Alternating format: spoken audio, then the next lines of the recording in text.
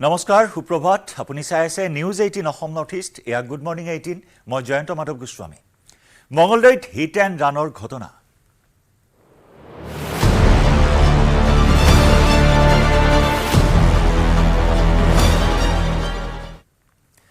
মঙ্গলদৈৰ 15 number ৰাষ্ট্ৰীয় ঘাইপথত সংঘটিত হৈছে এটা ভয়ংকৰ হিট এণ্ড ৰানৰ ঘটনা অচিনাক্ত বাহনৰ খুন্দাত দুগৰাকী মহিলাৰ মৃত্যু দুগৰাকী মহিলা পথচাৰীৰ মৃত্যুক লৈ তীব্ৰ চাঞ্চল্য প্ৰাতঃ ভ্ৰমণলৈ বুলি ওলাই আহিছিল মহিলা দুগৰাকী মঙ্গলদৈৰ পিপিৰা দোকানৰ শাকতোলাত সংঘটিত হয় এই শোকাবহ ঘটনা কাহিলি পুৱাতে চিপাঝাৰৰ দিশলৈ খোজকাঢ়ি গৈ আছিল মহিলা দুগৰাকীয়ে মৃত মহিলা দুগৰাকী পতালি সিং পাৰা গাঁৱৰ ৰীনা বৰুৱা আৰু জানহু বৰুৱা বুলি চিনাক্ত দুৰ্ঘটনাস্থলীতে এগৰাকী মহিলাৰ মৃত্যু হোৱাৰ বিপৰীতে আনগৰাকী মঙ্গলদৈ অসামৰিক চিকিৎসালয়লৈ নিয়াৰ পথত মৃত্যু হয় ইতিমধ্যে দুৰ্ঘটনা সংঘটিত কৰিয়ে বাহনসহ পলায়ন কৰে চালকে পুৱাৰ ভাগতে মঙ্গলদৈত সংঘটিত হ'ল এই হিট এণ্ড ৰানৰ ঘটনা য'ত দুগৰাকী মহিলাই প্ৰাণ হেৰুৱালে তীব্ৰবেগী বাহনে খুন্দিয়াই থৈ যায় প্ৰাতঃ ভ্ৰমণলৈ যোৱা পতালি সিং পাৰা গাঁৱৰ ৰীনা বৰুৱা আৰু জানহু বৰুৱা নামৰ দুগৰাকী মহিলাক ফুৰিবলৈ অহা দুগৰাকী তিৰোতাক কোনো অচিনাকি গাড়ীয়ে খুন্দিয়াই থৈ গ'ল এজনী স্পট ধৰিছে আৰু এজনী হস্পিটালত নিয়াৰ পথত ঢুকাইছে আগৰ শোকাবহ ঘটনা দুয়োজনী তিৰোতা আমাৰ গাঁৱৰে পতালি গাঁৱৰ নিবাসী এজনীৰ নাম ৰীনা বৰুৱা তেওঁ স্পট ডেড হৈছে আৰু এজনী জানু বৰুৱা তেওঁ হস্পিটালত নিয়াৰ পথত তেওঁ ঢুকাইছে এতিয়া কথাটো হৈছে এতিয়া আমাৰ এই যিটো 4 লেন অৱস্থাটো নোহোৱাৰ কাৰণে আমাৰ যিটো 52 নম্বৰ ৰাষ্ট্ৰীয় ঘাইপথ এইটো বৰ মানে ভয়াবহ 15 নম্বৰ ৰাষ্ট্ৰীয় ঘাইপথ বৰ ভয়াবহ হৈ উঠিছে আৰু ইয়াত যান-জঁটৰ বৰ মানে যান-জঁটৰ কাৰণে প্ৰায় প্ৰতিনিয়ত একোটা ঘটনা সৰু ডাঙৰ ঘটনা ঘটি আছে আৰু আজিৰ এই ঘটনাটো বৰ দুৰ্ভাগ্যজনক মঙ্গলদৈৰ পৰা আমাৰ সাংবাদিক নৱজ্যোতি মহন্তৰ সৈতে সংযুক্ত হৈছো নৱজ্যোতি এই ঘটনা সন্দৰ্ভত শেহতীয়া কি তথ্য আছে নিশ্চয়কৈ জয়ন্ত আচলতে আমি উল্লেখ কৰিব লাগিব যে 15 নম্বৰ ৰাষ্ট্ৰীয় ঘাইপথ এতিয়া কিলাৰ হাইৱেত পৰিণত হৈছে কাৰণ এয়া প্ৰথম ঘটনা নহয় দৈনিক এনেধৰণৰ দুৰ্ঘটনা সংঘটিত হৈ আছে এই ৰাষ্ট্ৰীয় ঘাইপথটোত আৰু যিটো স্থানত সংঘটিত হৈছে এই সমগ্ৰ ঘটনা দুৰ্ঘটনা এই স্থানত কিন্তু পথটো যথেষ্ট সৰু যাৰ কাৰণে যাতায়াত দুখন বাহন অহা যোৱা কৰিবলৈ অসুবিধা হয় ফলত এই ধৰণৰ ঘটনা সংঘটিত হ'বলৈ পালে উল্লেখ কৰিব লাগিব যে প্ৰাতঃ ভ্ৰমণৰ কাৰণে মহিলা দুগৰাকী দৈনিক অহা যোৱা কৰে দৈনিক খোজ কাঢ়ে আৰু তেনে সময়তে আজি অচিনাক্ত বাহনে অৰ্থাৎ মহতিয়াই থৈ গৈছিল দুগৰাকীকৈ মহিলাক আৰু ইতিমধ্যে আপুনি উল্লেখ কৰিছে যে পতাল সিংপাৰা গাঁৱৰ ৰীনা বৰুৱা আৰু জানু বৰুৱা বুলি ইতিমধ্যে জানিব পৰা গৈছে মহিলা দুগৰাকী আৰু এগৰাকীক চিততে মৃত্যু হোৱাৰ লগতে এগৰাকী মঙ্গলদৈ অসামৰিক চিকিৎসালয়লৈকে লৈ যোৱাৰ পথত মৃত্যু হৈছে এটা কথা ক'ব লাগিব যে ৰাষ্ট্ৰীয় ঘাইপথটোত এই দুৰ্ঘটনা কিন্তু প্ৰথম নহয় ইয়াৰ পূৰ্বেও বহু দুৰ্ঘটনা সংঘটিত হৈছে দৈনিক এই ধৰণৰ ঘটনা সংঘটিত হৈ আহিছে কিন্তু এই ৰাষ্ট্ৰীয় ঘাইপথটো 4 লেন কৰাৰ কাৰণে দাবী উত্থাপন হৈ আছে যদিও এতিয়ালৈ কিন্তু কোনো ধৰণৰ কাম আগবঢ়া নাই যাৰ কাৰণে খুব উজাইছে গাঁৱৰ লোকসকলে এই পথটো ৰাষ্ট্ৰীয় ঘাইপথটো আজিলৈকে 4 লেন যুক্ত নহ'ল যাৰ কাৰণে এই ধৰণৰ ঘটনা প্ৰায় সংঘটিত হ'বলৈ পাইছে সৰকাৰ প্ৰশাসনক দাবী জনাই আহিছে যদিও এতিয়ালৈ কিন্তু এই ৰাষ্ট্ৰীয় ঘাইপথটো 4 লেন যুক্ত নহ'ল নিশ্চয় ধন্যবাদ নৱজ্যোতি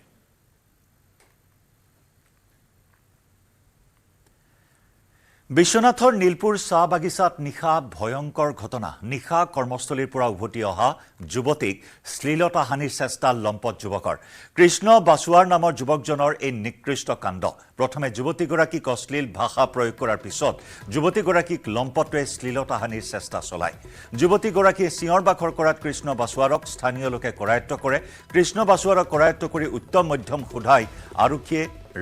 ৰাইজে আৰক্ষীক গতাই দিয়ে উত্তেজিত ৰাইজৰ হাতৰ পৰা বিশ্বনাথ আৰক্ষীয়ে কৃষ্ণ বাছুৱাৰক উদ্ধাৰ কৰি অতি সংকটজনক অৱস্থাত চিকিৎসাৰ বাবে তেজপুৰলৈ প্ৰেৰণ কৰে ৰাইজৰ প্ৰহাৰত গুৰুতৰভাৱে আহত কৃষ্ণ বাছুৱাৰৰ বৰ্তমান অৱস্থা সংকটজনক বুলি জানিব পৰা হৈছে ইফালে ঘটনা সন্দৰ্ভত ভুক্তভোগী যুৱতীগৰাকীয়ে স্থানীয় ৰাইজৰ সৈতে উপস্থিত হৈ বিশ্বনাথ চাৰিআলি আৰক্ষী থানাত লম্পটৰ বিৰুদ্ধে দাখিল কৰে এজাহাৰ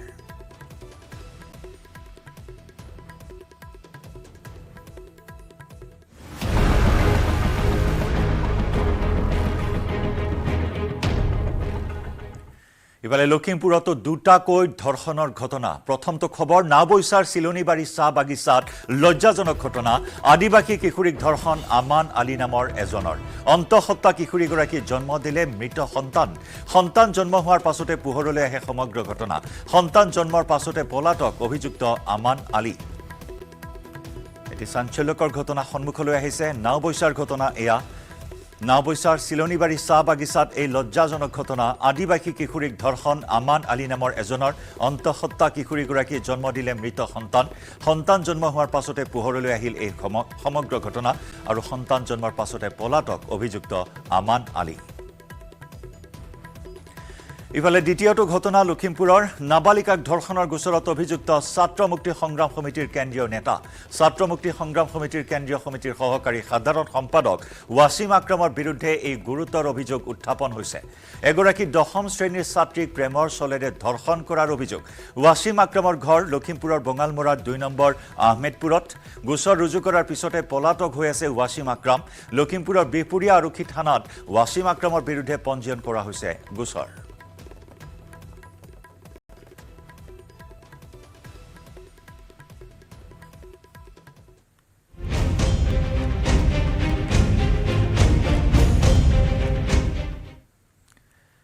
এইবাৰ গুৱাহাটী মহানগৰীৰ মাজমজিয়াত লাভ জেহাদৰ ঘটনা সংঘটিত হয় লখিমপুৰৰ আজাদ আলী নামৰ এজন যুৱকক লৈ উত্তপ্ত হৈ পৰে হেঙেৰাবাৰী অঞ্চল মাইনা হাজৰিকা নামেৰে দীৰ্ঘদিন ধৰি চিনাকি দি আহিছিল সাজাদ আলীয়ে 11 দিন পূৰ্বে লম্পট যুৱকজনে পলুৱাই আনিছিল লখিমপুৰৰ হিন্দু এগৰাকী বোৱাৰীক আৰু তাৰ পিছতে যুৱকজনৰ সন্ধানত হেঙেৰাবাৰীৰ এটা মটৰচাইকেলৰ গেৰেজত উপস্থিত হয় 2 সন্তানৰ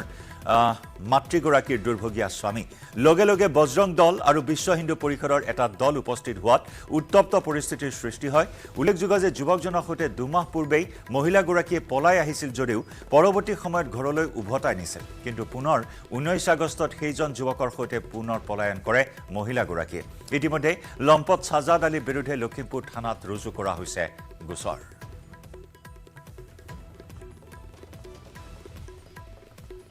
বিয়া পাতা তাৰ হাজবেণ্ড আছে তাই ঘৰ এতিয়া চাব গৈছে য'ত মাইকী আছে তাক ধৰা গৈছিল তাৰ 2টা ল'ৰা ছোৱালী या ল'ৰা জীয়াক তোৰ 2টা বাচ্চা সৰু বাচ্চা এই মুছলিম ল'ৰাটো তাই মাইকীক ধৰি কিনে লৈ আহিছে 4 দিন পৰা ইয়াতে থাকি আছে তাৰ লগত বোলে আগতে ল'ৰা কোৱা হিচাপে আগতে আহিছে ਪਰ হাজবেণ্ডে কৈ আছে নাই এই ল'ৰাটোৰ ঘৰ লখিমপুৰ হ'ব এইটো কনফাৰ্ম এতিয়ালৈকে হোৱা নাই লখিমপুৰ টাউনতে আছে তাৰ হাজবেণ্ড কোৱা হিচাপে এটা ক'ত আছিল ছোৱালীজনী ইয়াত ছোৱালীটো আমি এতিয়া বিচাৰি আছোঁ লিচু বাগান ফালে আছে ল'ৰাটো আমি ইয়াতে ধৰি থৈছিলোঁ এই পিছফালে টিনেদি পলাই গ'ল ইয়াতে ধৰি কিনে বন্ধ কৰি দিছিলোঁ পিছফালে টিন দি এইটো ওখ কৰি কিনে পলাই মাৰপিটটো এনে পাব্লিকটো কোনো হাত লগোৱা নাই কোনোবা যদি অলপ চলপ দিছে এইটো দেখা নাই মিয়া কবিতাৰ পিছত এইবাৰ মিয়া গান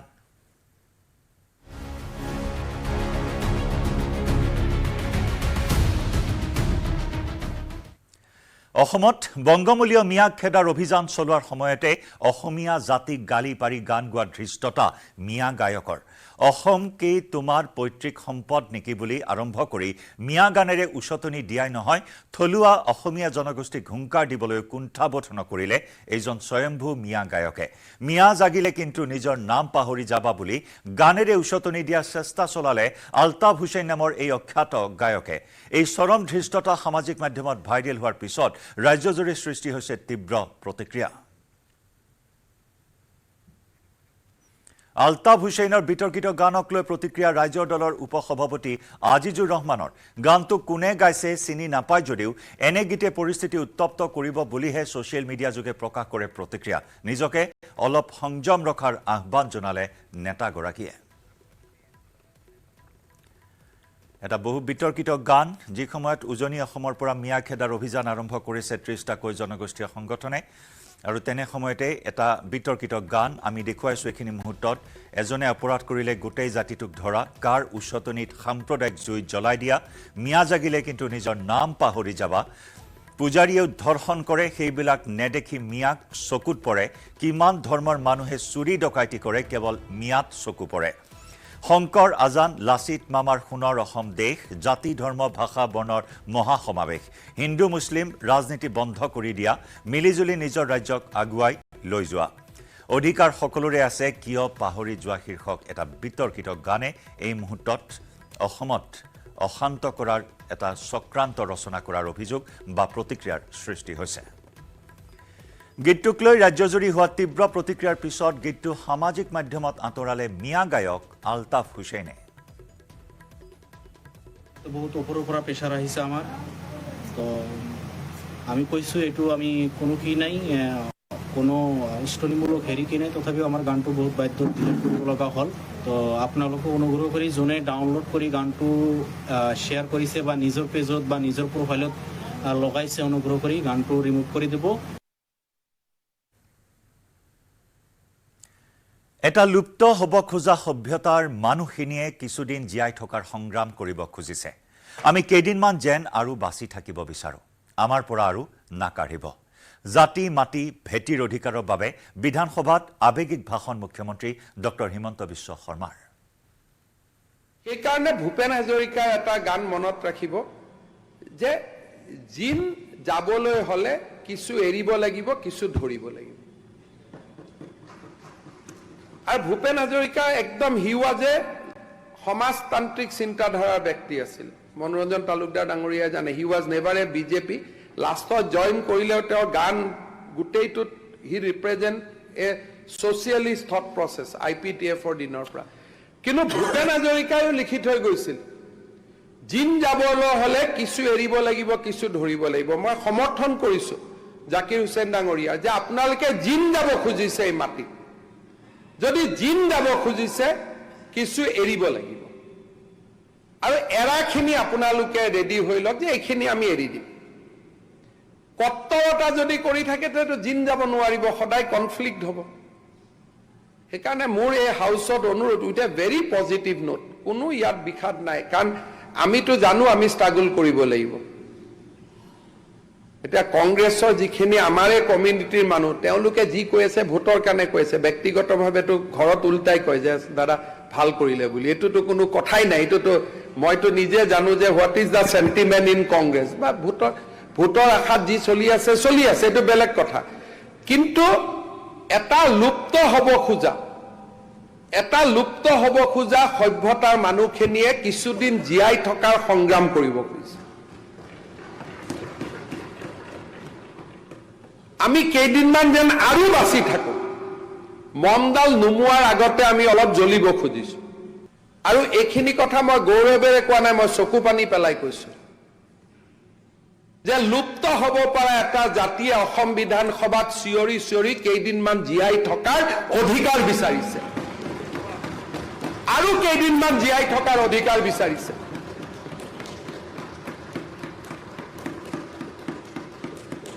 ধুবুৰী গ'ল, গোৱালপাৰা গ'ল, বৰপেটা গ'ল, দৰং গ'ল, নগাঁও গ'ল, মৰিগাঁও গ'ল মানে মাটি বাৰীবোৰ গুচি গ'ল। সেইকাৰণে মই বাৰে বাৰে কৈ আছো যে এটা লুপ্ত হ'ব পৰা জাতি, আপোনালোকে আমাৰ লগত আগ্ৰাসী নহ'ব। আমি জীয়াই থকাৰ এটা সংগ্ৰাম কৰি আছো যে কেনেকে আৰু কেইদিনমান জীয়াই থাকিব পাৰো। মাত্ৰ এটাই অনুৰোধ, যদি আপোনালোকে জিন যাব খুজিছে ভূপেন হাজৰিকা ডাঙৰীয়াৰ ভাষাত, আমাৰ পৰা আৰু নাকাঢ়িব। আৰু এটা লুপ্ত হ'ব পৰা জাতিৰ অধিকাৰ, বিধানসভাত যেতিয়া আমি আহিছিলো, এবাৰ মই অসমৰ মুখ্যমন্ত্ৰী হৈছিলো, আৰু হম নহম এইটো কথা নাই, শেষ দিনাখনলৈকে জাতি মাটি ভেটিৰ অধিকাৰৰ বাবে আমি যুঁজিম, আৰু সেইটো কাৰণে ইয়াত আহিছিলো। ৰাজ্যৰ মুছলমানৰ বাবে প্ৰণয়ন হ'ল নতুন বিবাহ আৰু বিচ্ছেদ আইন। নতুন আইন অনুসৰি কাজীয়ে পঞ্জীয়ন কৰিব নোৱাৰিব বিবাহ। উপপঞ্জীয়কৰ কাৰ্যালয়ত পঞ্জীয়ন কৰিব লাগিব মুছলমানৰ বিবাহ। নতুন আইনৰ জৰিয়তে বাল্য বিবাহ বন্ধ কৰিব পাৰিব বুলি দাবী মুখ্যমন্ত্ৰী ডক্টৰ হিমন্ত বিশ্ব শৰ্মাৰ।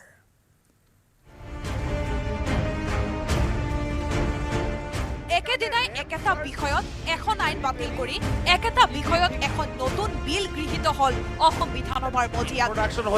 অবৈধভাৱে হৈছে, কিয় অবৈধ হ'ব? একচনটো অবৈধভাৱে ৰিপিল হোৱাৰ আগতে স্যাৰ এইটো বিল বিধানসভাৰ শৰৎকালীন অধিৱেশনৰ চতুৰ্থ দিনটো বাতিল হয়। দি আসাম মুছলমান মেৰিজেছ এণ্ড ডিভোৰ্চেছ ৰেজিষ্ট্ৰেশ্যন এক্ট 1935। ব্ৰিটিছ যুগৰ এই আইন বাতিল হয় অসম বিধানসভাত। এই আইন বাতিলৰ ক্ষেত্ৰত একাংশ মুছলমান বিধায়কে বহুকেইটা যুক্তিৰে বিৰোধিতা কৰে। এই ক্ষেত্ৰত কংগ্ৰেছৰ বিধায়ক আব্দুৰ ৰছিদ মণ্ডলে যুক্তি দিয়ে, সেকশন 3 ক্লজ 1 সাব ক্লজ 2 দেখা গৈছে যে the parties have been residing within the district, অৰ্থাৎ ইয়াতে আইদাৰ পাৰ্টি হ'ব লাগে, কাৰণ দুটা পাৰ্টি এটা পাৰ্টি সেই জিলাত বা সেই ঠাইত নহ'বও পাৰে বিয়া দুজনৰ মাজত হয় সেই দুয়োজন বেলেগ বেলেগ জিলাৰ বেলেগ বেলেগ ষ্টেটৰো হয় যে গতিকে যদি দুয়োজনকে সেই জিলাৰ বা সেই ঠাইৰ হোৱাজনকে ৰেজিষ্ট্ৰেশ্যনৰ যদি এইটো কম্পালচন থাকি যায় তেনেহ'লে অসুবিধা আহিব AIUDFৰ মানকাছৰৰ বিধায়ক আমিনুল ইছলামে ক'লে এই আইনটো আমাৰ কাৰণে এটা দুৰ্বিষহ আইন হ'ব দ্বিতীয় কথাটো হৈছে যে এইখিনিৰ কাৰণে এটা কাজী নাম নিদিয়ক কিন্তু গ্ৰাউণ্ড লেভেলত আমাৰ ধৰ্মীয় ৰীতি নীতি যে বিয়াটো সম্পন্ন হৈছে এইটো সেল্ফ ডিক্লাৰেশ্যনৰ থ্ৰু দি আহিব না এই বস্তুটো কোনোবা চাৰ্টিফাই কৰি দিব যে হয় আমি বিয়া পাতিছোঁ নহ'লে মোৰ ল'ৰা কাৰোবাৰ ছোৱালী বিয়া পাতি ক'ব যে আমি ধৰ্মীয়ভাৱে পাতি লৈছোঁ আহি কেনে চাব ৰেজিষ্টাৰত থিয় হৈ যাব তো এই বস্তুবিলাকৰ কাৰণে যেহেতু বেলেগ বেলেগ ডিষ্ট্ৰিক্টত থাকিব বেলেগ বেলেগ পাৰ্ট ষ্টেটৰ পৰা আহিব এই বস্তুখিনি অত্যন্ত চিনচিয়াৰভাৱে বিবেচনা কৰি এই আইনটো সিদ্ধান্ত ল'লে ভাল হ'ব এই বিষয়ত মুখ্যমন্ত্ৰী হিমন্ত বিশ্ব শৰ্মায়ো যুক্তি দিয়ে মুখ্যমন্ত্ৰীয়ে সদনত ক'লে বাল্য বিবাহৰ বাবে কাজীসকলক বন্ধ কৰিব বিচাৰিছো কাজীসকল উচ্চ ন্যায়ালয়লৈ গ'ল সংসদ আৰু উচ্চতম ন্যায়ালয়ে তালাক বন্ধ কৰাৰ পিছতো কাজীয়ে কাম কৰি আছে মুখ্যমন্ত্ৰীয়ে লগতে ক'লে কাজীয়ে বিবাহ আৰু বিবাহ বিচ্ছেদ পঞ্জীয়ন কৰিব নোৱাৰিব চৰকাৰী বিষয়াইহে কৰিব পাৰিব পঞ্জীয়ন ব্ৰিটিছ যুগৰ আইনখন বাতিলৰ যুক্তি দি মুখ্যমন্ত্ৰীয়ে কাজীসকলৰ কাম বন্ধ কৰিব বুলি কোৱাত বিৰোধিতা কৰে AIUDFৰ বিধায়ক আমিনুল ইছলামে আমিনুলৰ মতে চৰকাৰী শিক্ষকে কৰি আহিছে কাজীৰ কাম বিধায়ক আমিনুল ইছলামৰ মন্তব্যত লগে লগে মুখ্যমন্ত্ৰীয়ে থিয় হৈ ক'লে চৰকাৰী শিক্ষকে কেনেকৈ কৰিব কাজীৰ কাম শিক্ষামন্ত্ৰীয়ে ইয়াৰ বিৰুদ্ধে ব্যৱস্থা লওক ইয়াৰ লগতে মুখ্যমন্ত্ৰীয়ে ক'লে 90 জন কাজীৰ কথা মুছলমান বিধায়কে ভাবিব নালাগে মুছলমান কন্যা আৰু মহিলাৰ ন্যায়ৰ কথা ভাবক কেমেৰাত সঞ্জয় বৰা আৰু প্ৰভা সিঙৰ সৈতে বিজু কুমাৰ ডেকাৰ ৰিপৰ্ট অসম নৰ্থ ইষ্ট চিপাঝাৰৰ পাথৰিঘাট সাপ্তাহিক বজাৰত চলিল মিয়া বিৰোধী অভিযান মিয়া সম্প্ৰদায়ৰ ব্যৱসায়ীসকলক বজাৰৰ পৰা উভতাই পঠালে অঞ্চলটোৰ যুৱকসকলে আনহাতে গোলাঘাটৰ প্ৰতিখন ব্যৱসায়িক প্ৰতিষ্ঠানত অসমীয়াত ফলক ব্যৱহাৰৰ দাবীত 21 জাতীয় দল সংগঠনৰ প্ৰতিবাদ অন্য ভাষা ব্যৱহাৰ কৰা ফলকত সানিলে ক'লা ৰং ৰাজ্যত অব্যাহত মিয়া খেদা অভিযান বংগমূলীয় মিয়াৰ আগ্ৰাসনৰ পৰা অসমক বচাবলৈ উজনি অসমৰ পৰা আৰম্ভ হোৱা অভিযান এতিয়া ৰাজ্যৰ সৰ্বত্ৰ বিয়পি পৰিছে চিপাঝাৰৰ পাথৰিঘাট সাপ্তাহিক বজাৰত মিয়া বিৰোধী অভিযান চলাই অঞ্চল গৰম কৰি তুলিলে স্থানীয় যুৱকৰ দলে এই সাপ্তাহিক যি বজাৰ অনুষ্ঠিত এই বজাৰত আপোনাৰ প্ৰতি বৃহস্পতিবাৰে আপোনাৰ চাপৰি যি বহিৰাগত মিয়া মানুহ আছে এই মিয়া মানুহে এই আমাৰ বজাৰখন দখল কৰিছে সামগ্ৰিকভাৱে এনেকুৱা এটা পৰিৱেশৰ সৃষ্টি হৈছে যে আমাৰ অসমীয়া মানুহক এই বজাৰখনৰ পৰা খেদি পঠিওৱাৰ এক উপক্ৰম হৈছে সমগ্ৰ এই পাথৰিঘাটবাসী ৰাইজক এতিয়া আহ্বান জনাইছোঁ সমগ্ৰ দৰংবাসী ৰাইজক আহ্বান জনাইছোঁ যে আমি যিদৰে আজি পাথৰিঘাটৰ বজাৰত আমি এই বহিৰাগত মিয়া সম্প্ৰদায়ৰ মানুহক ইয়াত আপোনাৰ তেওঁলোকৰ ব্যৱসায় বন্ধ কৰিবৰ কাৰণে আমি এক উদ্যোগ গ্ৰহণ কৰিছোঁ এই অঞ্চলৰ সচেতন স্থানীয় যুৱ সমাজে মিয়া সম্প্ৰদায়ৰ ব্যৱসায়ীসকলক বজাৰৰ পৰা অঞ্চলটোৰ যুৱকসকলে উভতাই পঠিওৱাত বজাৰ আধাতে সামৰি উভতি যায় মিয়া সম্প্ৰদায়ৰ ব্যৱসায়ীসকল পাথৰিঘাট আৰক্ষী চকীৰ আৰক্ষী বজাৰত উপস্থিত হোৱাৰ পিছতহে শান্ত হয় পৰিস্থিতি আমাৰ মানুহে নিজৰ কৰ্ম সংস্কৃতি পুনৰ ঘূৰাই আনক আমাৰ মানুহে নিজৰ পথাৰসমূহত খেতি কৰা এটা ব্যৱস্থা পুনৰ তৈয়াৰ কৰক যাতে এই খেতিৰ জৰিয়তে আমি আমাৰ নিজৰ যিখিনি নিত্য ব্যৱহাৰ্য যিখিনি সামগ্ৰী আমাৰ যিখিনি খাদ্য সামগ্ৰীৰ প্ৰয়োজন এই প্ৰয়োজনখিনি যাতে আমি নিজেই নিজৰ কাৰণে পূৰণ কৰিব পাৰোঁ তাৰ কাৰণে আমি সকলোকে আহ্বান জনাইছোঁ ইফালে শিৱসাগৰ জিলাৰ দৰে গোলাঘাটতো যিকোনো ধৰণৰ প্ৰতিষ্ঠানৰ বেনাৰত অসমীয়া ভাষা লিখাটো বাধ্যতামূলক কৰাৰ দাবীত প্ৰতিবাদ সাব্যস্ত কৰিলে 21টাকৈ জাতীয় দল সংগঠনে গোলাঘাট নগৰৰ মাজমজিয়াত থকা যিসমূহ ব্যৱসায়িক প্ৰতিষ্ঠানত অসমীয়া ভাষাৰ পৰিৱৰ্তে অন্য ভাষা ব্যৱহাৰ কৰিছে তাত ক'লা ৰং সানি দি প্ৰতিবাদ সাব্যস্ত কৰিলে সংগঠনকেইটাই প্ৰতিবাদস্থলীত গোলাঘাট আৰক্ষী উপস্থিত হৈ পৰিৱেশ শান্ত কৰি যদিও অনাগত দিনত যদি ব্যৱসায়িক প্ৰতিষ্ঠানসমূহৰ নাম ফলকত অসমীয়া ভাষা বাধ্যতামূলক নকৰে তেতিয়া জংগী আন্দোলন গঢ়ি তোলাৰ হুংকাৰ প্ৰদান কৰে সংগঠনকেইটাই যিসকলে আমাৰ দাবীক তেওঁলোকে প্ৰাসংগিকতা কৰা নাই, তেওঁ আমাৰ দাবী মানি লোৱা নাই, তেনেকুৱা ব্যৱসায়ীৰ দোকানত আমি আজি তেখেত কলচিয়াহী লগাইছোঁ। আৰু অনাগত দিনত যদি এইসমূহ বন্ধ নহয়, কাইলৈৰ ভিতৰত যদি এইবিলাক গোলাঘাটত সম্পূৰ্ণ অসমীয়া ভাষাত লিখাকৰণ নহয়, তেতিয়া কিন্তু আমি এইবিলাক ভাঙি পেলাবলৈ বাধ্য হ'ম। মঙলদৈৰ পৰা নৱজ্যোতি মহন্ত আৰু গোলাঘাটৰ পৰা ইউনুছ আলীৰ report, news 18 Assam North east. মাছবিলাক লাগিলে আমি গুৱাহাটী পিনে ৰপ্তানি কৰিম, কিন্তু উজনি অসমত অনিৰ্দিষ্ট কালৰ কাৰণে আমি ৰপ্তানি বন্ধ কৰি দিছোঁ। সিদ্ধান্ত গ্ৰহণ কৰিছোঁ যে কোনো এটা দৰিকণাও আমি উজনি অসমত ৰপ্তানি নকৰোঁ। নগাঁও মাছ নেখালেও আমি অসমীয়া মানুহ, উজনি অসমৰ মানুহ আমি জীয়াই থাকিব পাৰিম। আৰু উজনি অসমৰ মানুহৰ স্বাভিমান আছে। উজনি অসমৰ মানুহে নিজেই উৎপাদন কৰি মাছ খোৱা সেই সাহসখন আমাৰ আছে। নগাঁৱৰ বিষাক্ত ইউৰিয়াযুক্ত মাছ শিৱসাগৰলৈ নপঠিয়ালেও আচলতে কোনো ধৰণৰ অসুবিধা নহয়। আমি যদি মৰ্যাদা সহকাৰে যদি জীয়াই থাকিবলৈ হয়, আমি কিমান দিনলৈ জীয়াই থাকিব পাৰিম, এই কথাটো কিন্তু আমাৰ নিজৰ ওপৰত নিৰ্ভৰ কৰিব। আৰু এই বিষয়টো কেৱল মাছৰ যুঁজ নহয়, এইটো কিন্তু আমাৰ এই যুঁজখন আমাৰ আচলতে নিজৰ, আমাৰ স্বাভিমানৰ যুঁজ। আমি কিমান দিনলৈ মৰ্যাদা সহকাৰে জীয়াই থাকিব পাৰিম। ইয়াত দালাল লুটিয়াসকলে এবাৰ ক'ব তেওঁলোকে যে আমি মাছ উজনি অসমলৈ নপঠিয়াওঁ, এবাৰ অৱশেষত ভৰিত ধৰি প্ৰাৰ্থনা জনাব যে আমি মাছ পঠিয়াম, আমাৰ ভুল হ'ল, তহঁতৰ মাছ আমাক নালাগে, এই বৰবী মাছ আমি নাখাওঁ তহঁতৰ। আৰু তহঁতৰ ওপৰত আমি মুখ্যমন্ত্ৰী ডাঙৰীয়াক এটা আহ্বান জনাইছোঁ যে ইয়াৰ ওপৰত এটা উচ্চ তদন্ত দিয়ক।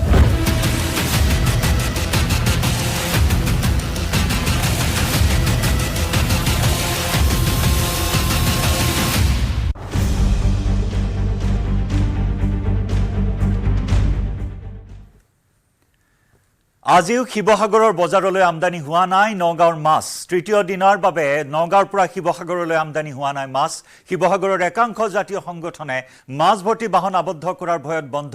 নগাঁৱৰ মাছৰ আমদানি। বৃহস্পতিবাৰে আমগুৰিত নগাঁৱৰ মাছ আহিবলৈ নিদিয়াৰ হুংকাৰ প্ৰদান কৰিছিল একাংশ সংগঠনৰ নেতাই।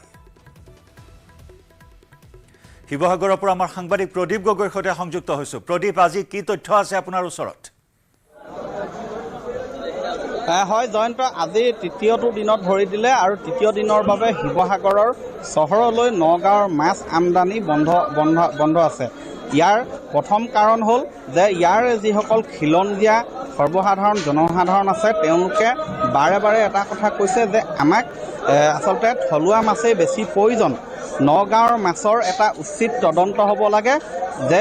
বহুতে কৈ আছে, অভিযোগ উত্থাপন কৰিছিলে যে নগাঁৱৰ মাছ খৰতকীয়াকৈ ডাঙৰ হ'বলৈ, ওজন বৃদ্ধি হ'বলৈ তেওঁলোকে কোনো কিবা ৰাসায়নিক দ্ৰব্য বা জনস্বাস্থ্যৰ প্ৰতি ভাবুকি কঢ়িয়াই আনিব পৰা কোনো দ্ৰব্য মিহলি কৰি নগাঁৱৰ মাছ ডাঙৰ কৰে, তেনেধৰণৰ এটা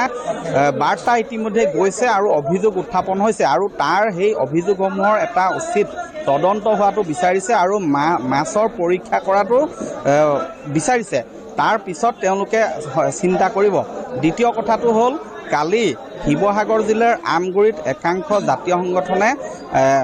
বাধা আৰোপ কৰিব বুলি তেওঁলোকে কৈছিলে মন্তব্যত, যাৰ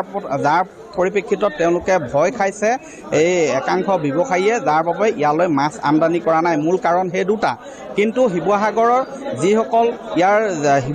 যিসকলে ভাষ্য দিছিলে জাতীয় সংগঠনৰ বিষয়ভাৱে, তেওঁলোকে কৈছে আমি কোনো ধৰণৰ অৰ্থনৈতিক অৱৰোধ কৰা নাছিলোঁ, তেওঁলোকে মাছ আনিলেও আনিব পাৰে, নানিলেও নাই, গতিকে সেইটো তেওঁলোকৰ কথা, তেনেধৰণে কৈছিলে। এয়া যিয়েই নহওক, মই বৰ্তমান দেখুৱাইছোঁ শিৱসাগৰৰ ইয়াৰ বজাৰ পৰিৱেশ। শিৱসাগৰত বৰ্তমান যিবিলাক থলুৱা মাছ, পুঠি, তোৱা, তেনেধৰণৰ মাছবিলাক শিৱসাগৰৰ বজাৰত বৰ্তমান শিৱসাগৰৰ এই কেন্দ্ৰীয় বজাৰত উভয় নদী হৈ আছে। মই দেখুৱাইছোঁ কুইণ্টেলে পুঠি মাছ আছে, সেইধৰণে অন্যান্য মোৱা মাছ আছে। দামৰ কিবা প্ৰভাৱ পৰিছে? নগাঁৱৰ মাছ যোগান ধৰা হোৱা নাই বা প্ৰেৰণ কৰা হোৱা নাই আজি তৃতীয় দিনতো, গতিকে দামৰ কিবা প্ৰভাৱ পৰিছে? কোনো অসাধু ব্যৱসায়ীয়ে ইয়াৰ কিবা সুযোগ লৈছে?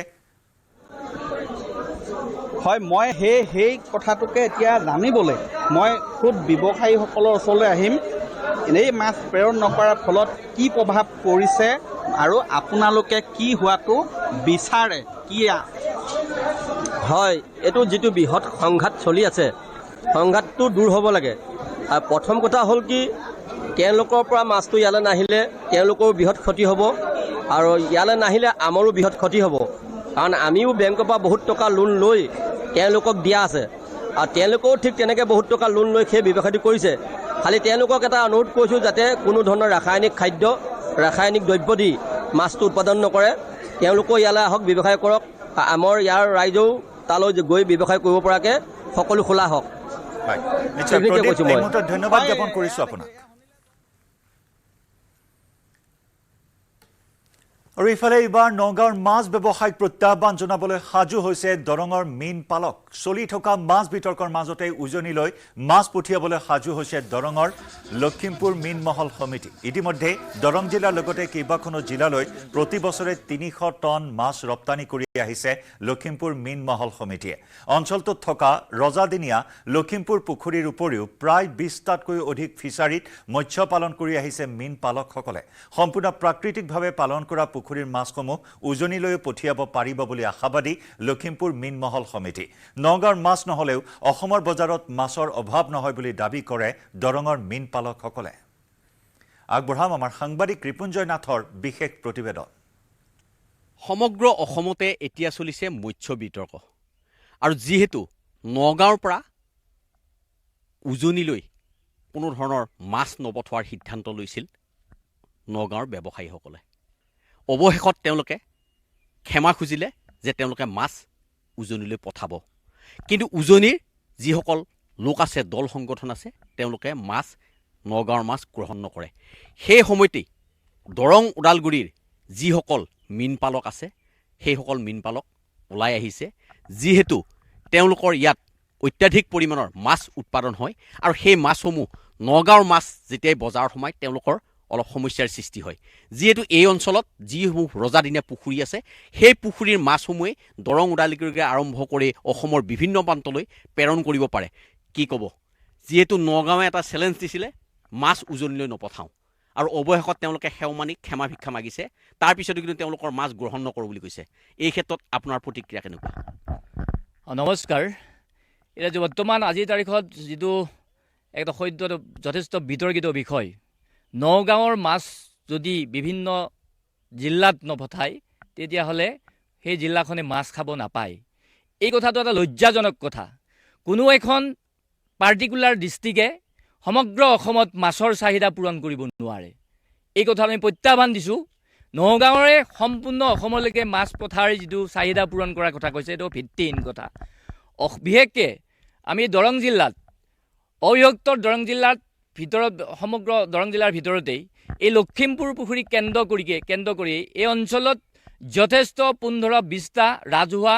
প্ৰায় ১২০ বিঘাৰ পৰা ৬০ বিঘালৈকে পৰিমাণৰ পুখুৰী আছে এই পুখুৰীৰ উৎপাদিত মাছ আমি অবিভক্ত দৰং জিলাকে প্ৰতিদিনত যোগান ধৰি আছোঁ আৰু তাৰ উপৰিও আমাৰ এই অঞ্চলৰ পৰা প্ৰতিদিনে আমাৰ ব্যক্তিগত যিখিনি মীন পালক আছে তেওঁলোকৰ ২ বিঘা ১ বিঘাৰ যিবিলাক ফিচাৰী আছে সেইবিলাকৰ পৰা পাই মোটামুটি প্ৰতিদিনে ৪ কুইণ্টেলৰ পৰা ৩.৫ কুইণ্টেলৰ মাছ দৈনিক মঙলদৈ বজাৰ বা ওদালগুৰি বজাৰলৈকে নি আছে এতিয়া মঙলদৈ বজাৰত পাই মোটামুটি ৫ কুইণ্টেল ৬ কুইণ্টেলৰ মাছৰ প্ৰয়োজন সেইখিনি এই অঞ্চলৰ পৰাই গৈ আছে মই এইটো কথা দৰঙৰ লখিমপুৰ অঞ্চলৰ পৰাই গৈছে চিপাঝাৰ আছে হাজৰিকাপাৰা আছে কলাইগাঁও আছে এই মাছবিলাক পৰ্যাপ্ত পৰিমাণে আৰু গৈ গতিকে কাৰোবাৰ মাছ নগাঁৱৰ মাছ নাহিলেই যে আমাৰ এই অঞ্চলত মাছটোৰ চাহিদা পূৰণ নহ'ব এই কথাটো কেতিয়াও নহয় আমি প্ৰত্যাহ্বান জনাইছোঁ আমাৰ উৎপাদিত মাছেই আমাৰ দৰঙৰ কাৰণে যথেষ্ট গতিকে নগাঁৱৰ মাছ নহ'লেও আমি চলিব পাৰিম আৰু যদি প্ৰয়োজন হয় আপাৰ আছামৰ মাছটো শিৱসাগৰ লখিমপুৰ তেতিয়াহ'লে যদি প্ৰয়োজন হয় আমি এই লখিমপুৰ অঞ্চললৈকে মাছ ৰপ্তানি দিবৰ কাৰণে সেই বজাৰত দিবৰ কাৰণে প্ৰস্তুত আছোঁ আপুনি বিচৰা বাতৰি পাব কেৱল নিউজ 18 এপত দেশৰ ১ নম্বৰ নিউজ প্লেটফৰ্ম যি নিউজ এপত থাকিব কেৱল আপুনি বিচৰা খবৰ খেল ৰাজনীতি চিনেমাৰ পৰা স্বাস্থ্য শিক্ষা আৰু জীৱনশৈলীলৈ নিউজৰ প্ৰায় সকলো বিষয় সামৰি একমাত্ৰ এপছ য'ত ১৫টা ভাষাত পাব লাইভ ভিডিঅ' যি আপোনাৰ অঞ্চলৰ ভিন ভিন বিষয়ৰ নিউজ সংগ্ৰহ কৰে আৰু সত্যাসত্য নিৰূপণ কৰে নিউজ 18 এপ ডাউনলোড কৰিবলৈ স্কেন কৰক এই QR code Google store app ষ্ট'ৰত লাভ কৰিব নিউজ 18 এপ বিচৰা বাতৰি পাব কেৱল নিউজ 18 এপত নিউজ 18 এপ ডাউনলোড কৰিবলৈ স্কেন কৰক এই QR কোড গুগল প্লে ষ্ট'ৰতো পাব এই নিউজ 18 এপ ইয়াৰে সৈতে সময় হ'ল গুড মৰ্ণিং 18ৰ পৰা বিদায় লোৱাৰ খন্তেক বিৰতিৰ পিছতে লৈ আহিম দ্ৰুত সংবাদ। এইটো মই